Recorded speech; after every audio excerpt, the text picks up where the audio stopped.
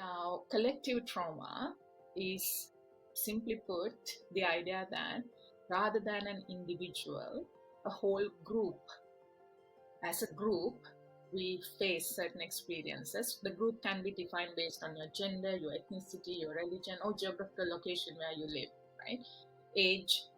So, as a collective, when we face traumatic events, as a collective, that there is a collective effect. So, if you think about the conflict in that sense, the Sinhalese versus Tamils, and then Muslims as a third party who also had a different way of experiencing the conflict. Grease Yaka, the concept, I mean, there have been a lot of studies, so I'm drawing from a lot of studies in saying what I'm saying here. It's from a more conceptual framework. It's a concept. Grease Yaka is a concept that represents something. I mean, there was an individual, of course, dressed like the Grease Yaka, but if you really think about it from a broader perspective, something within the society emerging as what you call as the abject, the unwanted, right?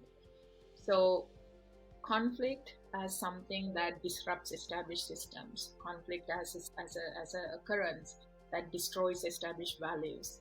People sort of are used to believing in certain things, expecting future to be predictable in certain ways. All these things are destroyed within a conflict because you have no idea when the bomb is going to blast, who is going to die next. There's this intense, significant level of uncertainty that comes up when it comes to conflict situations.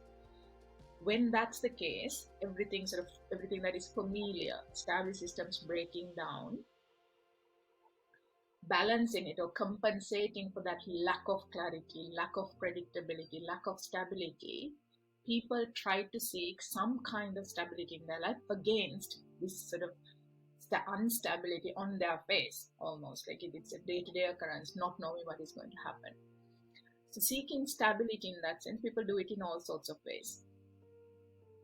Some may see it by sort of micro-oriented planning, right, on a day-to-day basis. But one of the sort of more psychological ways in which people try to seek stability is by trying to understand the instability, some way in which they can make sense of the instability.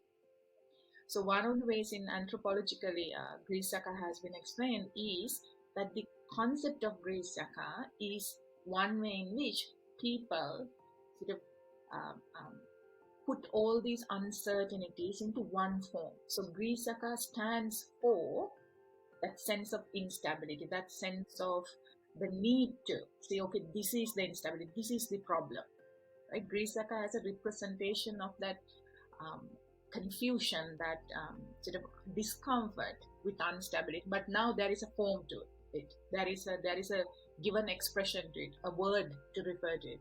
So Grease Yaka can be about people's sort of unmet sexual desires.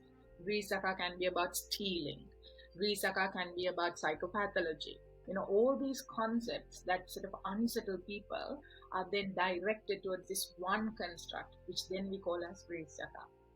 Grease Yaka can be about recreational drug abuse. Grease Yaka represents so many things. So society always does that, right? We need meaning. Human species are literally driven by this need to understand. We don't like when we don't understand things. So if you can't understand something, what we do is we sort of somehow put all these unknown things into one group. And Grease Yaka, during that time, actually sort of stood for all these uncertainties and confusions and questions that people were grappling with.